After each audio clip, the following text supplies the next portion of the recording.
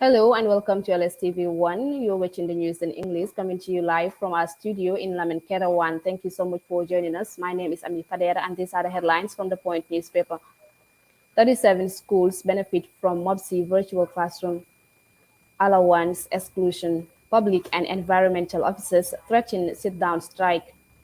Code of conduct urges NA aspirants from vote buying election bribery.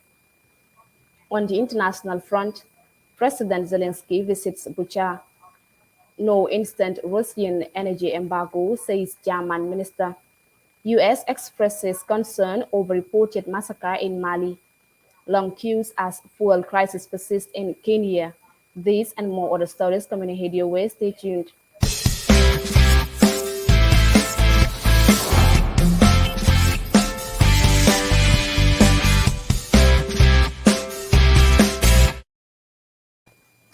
Welcome back, and now the news in details. We begin today's news with 37 schools benefit from MOBSI virtual classrooms. The Ministry of Basic and Secondary Education has introduced MOBSI virtual classroom in 37 schools across 6 regional educational directorates. The virtual classroom is an offline e-learning platform that allows students to access lessons through SD card using Android phones and Windows computers. The pilot program, which caters for schools in the rural Gambia, is targeting students in the upper basic schools, grades 7, 8, and 9, with the aim of providing them with supplementary learning materials as well as keeping them busy while they are at home. The beneficiary schools were selected following a research community mapping conducted by the Science and Technology Education Directorate of the Ministry, which indicated numbers of communities that do not have access to good mobile network, internet, or are challenged with poor radio and television signals. The use of SD card as a tool for learning was applauded by many as one of the most significant programs piloted in the Gambia schools in the recent years. Bakari Sonko and Chida Kora of Quinlay Upper Basic and Damfa Kunda Upper Basic Cycle Schools, respectively, have both highlighted the importance of this opportunity availed to the students looking at the learning challenges in the rural areas. I hope every student in the Gambia will be given this opportunity, said Bakari Sonko. Parents in the 37 communities unanimously thanked MOPSI and encouraged them to extend this initiative to every school and every level of basic education in the country, as it will help engage students anywhere and at any time. For most students, this is a turning point in the country's educational sector, as it will help a great deal towards the attainment of equality education in the Gambia. The development of SD card in schools will continue as many other schools are expected to benefit from this initiative, source MOPSI Communication Unit. Allowances, allowances exclusive, public and environmental officers threaten sit-down strike. The Association of Public and Environmental Health Officers, APEGHO, under the Ministry of Health, has threatened to embark on a nationwide sit-down strike for allowances inclusion at the Ministry of Health. They have vowed to embark on a sit-down strike on Tuesday, 5th April 2022, if the relevant authorities fail to meet their demands. The association's demand is the Ministry of Health to include them in new allowance scheme that is provided for some cadre within the ministry. During a press conference held over the weekend at Kotu, officials of the association claimed that all public and environmental officers who worked with the government will be involved in the sit-down strike. The public and environmental officers are responsible for surveillance and disease control, including contact tracing, especially during the peak of COVID-19 screening of travelers at the POEs, including the airport and the seaport, and enforcement of COVID-19 regulations across the country. They also administer vaccines to adults and under 5 and disinfections and burial of dead among hosts of others. According to them, during one of their meetings with officials of the Ministry of Health, they also demanded the Health Ministry to immediately suspend or reverse the decision on the recent approval of allowances for few selected individuals within the ministry, something they described as discriminatory and unfair to the hard-working director, program manager, program officers, health facility staff, and frontliners. They also claimed that some volunteers within the ministry have been working for over 2 years without salaries. They also demanded the initiation of review for allowance increment for all cadres of the Ministry of Health. Musanget, the vice president of the APEGHO, said the association is a registered non-profitable association of the public health professionals in the Gambia. The association has been in existence since 1971, generously serving the health professional, specifically the communities in general. He said, adding that the membership of the association serve both in private and government health institutions across the country. Get recalled that in the early 2021, the Ministry of Health proposed to create a specific allowance for the health minister, PhD holders, and medical doctors serving at the Ministry of Health. This, we believe, was very discriminatory and had caused unprecedented chaos not only within the public health cadre, but within the entire Ministry of Health. The decision came as a shock to the cadre, and since then, a host of avenues have been explored to the inclusion of other cadres into the new allowance scheme. Get maintained that they had a series of meetings and correspondence within the Secretary General and head of civil service personnel of the PMO and officials from the ministry with a view of solving the issue, but to no avail. Therefore, the general membership of the Association of Public and Environmental Health Officers has agreed that as an association with the mass representation in the Ministry of Health, we strongly recommend that the allowances issue be solved before the 5th of May 2022, contrary to the meeting demands by the aforesaid date. Public health officers across the country will lay down their tools. Mr. Nged said APEGHO is highly concerned about this unjust treatment and hope that a census can be reached to avoid any disruption to service. We will wait on tangible feedback from the health authorities. We will endeavor to keep all our members calm and focused to deliver quality healthcare services to our people until otherwise, he posited. GP recommends IEC to regularize use of state resources during elections. The Gambia participates GP after receiving the first report from their deployed observers recommended the Independent Electoral Commission IEC to regularize the use of state resources during elections. The first observation mission started from the 1st to the 31st of March 2022. It is stated in the report, the abuse of state resources as 8% of observers witnessed the use of public resources during political campaigns, mostly state-owned vehicles. They said these were most frequent in Foni, Bondali, Ilyasa, Kombo South, and Yundum. They observed that the constitutionally mandated Meet the People tour was sometimes used by the president to campaign for his party candidates. Specifically, GP recommends that the IEC and other election stakeholders intensify get out the vote campaign to mobilize participation in the electioneering process. Gambia deployed 65 long-term observer stations in all 53 constituencies to monitor the nomination and political campaign ahead of the April 9th parliamentary elections.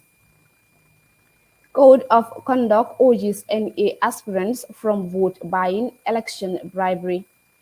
National Assembly aspirants have been advised by a code of conduct signed last week to refrain from vote buying, bribery, offering of financial inducement to electorates, and to also avoid false promise of infrastructural development. The code of conduct, which signing was facilitated by the International Institute for Democracy and Electoral Assistance IDEA, aimed at promoting peaceful, stable, and violence-free elections in the April 9th elections and aftermath or post-election period. In the same vein, the Code of Conduct advised aspirants to refrain from making or causing others to make, in their names or in the name of their party, any public sentiment, announcement, declaration, or speech that have the potential to incite hatred or any form of ethnic, gender, tribal, or religious sentiments before, during, and after the elections. It also urges aspirants to refrain from the use of religious, sectarian, ethnic, or tribal politic to campaign and to strongly promote peace. It also recommends all acts of violence and intimidation, whether perpetrated by themselves, their supporters, and or opponents.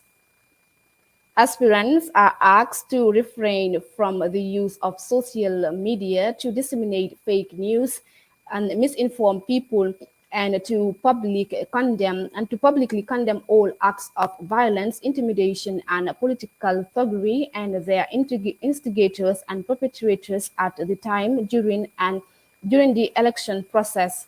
In addition, parliamentary aspirants have been tasked to cooperate with the IEC, political parties, and all candidates in ensuring orderly scheduling of political activities to avoid clashes of political processions, meetings, rallies, and other activities to ensure the safety and protection of electoral officers and voters from any form of threat, abuse, or violence. It is also urging them to assist in the protection of election materials, including voter registers, from willful damage, destruction, or theft, and to also accept the result of the election as announced by the returning officers of the IEC at the polling station and the constituency levels. The document further urges the parties to commit themselves and all the political parties to the monitoring and of adherence to this code of conduct and to keep the responsibility of the communicating and tenant of the code to their followers to ensure a generally peaceful elections for parliament.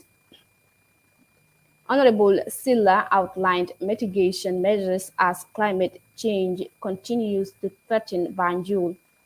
Honorable Usman Silla, the National Assembly member for Banjul North, says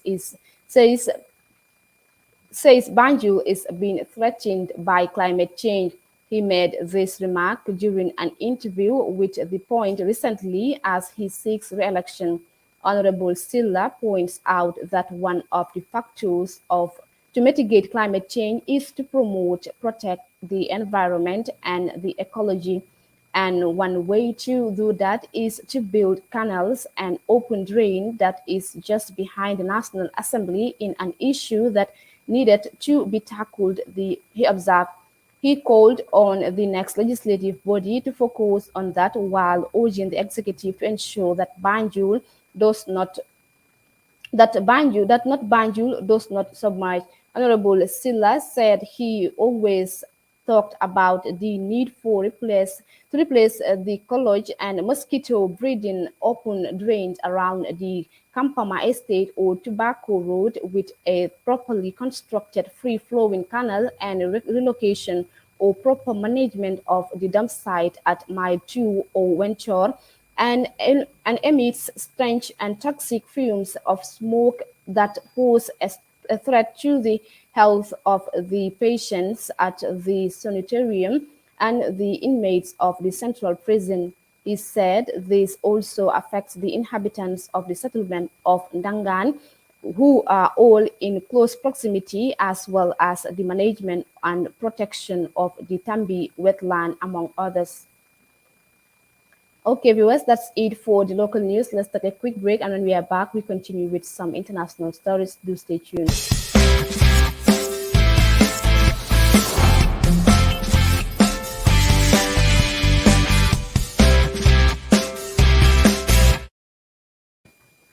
Welcome back, and now to some international stories from the BBC.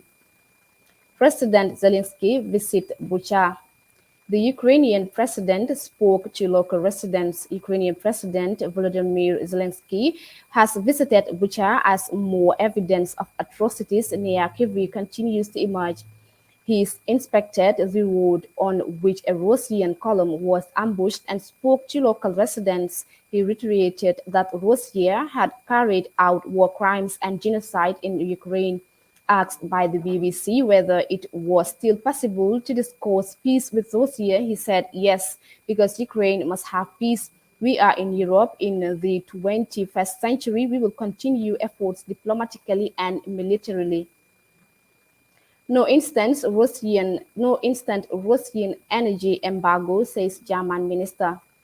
Berlin won't be imposing an instant embargo on Russian energy despite the atrocities in Ukraine, says German Economy Minister Robert Habeck. But he says the EU's largest economy is working towards cutting off Russian energy. We are working towards an embargo with measures that every day are hurting Putin. We are on a good course, and this week we will make more progress on the course, he says. We are working on independence from Russian gas, coal, and oil. Habeck says before Russia's invasion of Ukraine, 35% of Germany's oil came from Russia. Now it's more like 25%. In previous statements, he has said since the invasion, German dependence on Russian gas has gone from 55% to 40%. Because of the civilian killings in Bucha and elsewhere in Ukraine, new sanctions against Russia would be decided this week, he said. U.S. expresses concern over reported massacre in Mali. Mali has been battling an insurgent since 2012.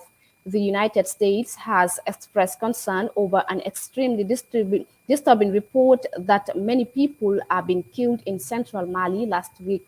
It said in a statement that there were some conflicting accounts on the reported massacre, blaming the unaccountable Russian Wagner group for many civilian deaths, while others pointed to the Malian armed forces targeting violent groups. The State Development said that there was a need for the Malian transitional authorities to allow impartial investigations into the tragic event. Failure to provide a thorough and credible account to the fact and accountability will only serve to sow division in Malian society and drive communities into the hands of violent extremist groups and create conditions for more violence, it said. Mali said over the weekend that it had killed more than 200 combatants in an operation between 21st and 31st of March. It came amid allegations on social media that dozens of civilians had been killed. And now to our last story on the international news. Long queues as fuel crisis persists in Kenya. A nationwide fuel shortage continues to bite in Kenya, with major towns reporting long queues at the few filling stations that have the commodity. There are conflicting reasons as to why the shortage is being experienced. President Uhuru Kenyatta says it is due to the global crisis occasioned by Russia's invasion of Ukraine.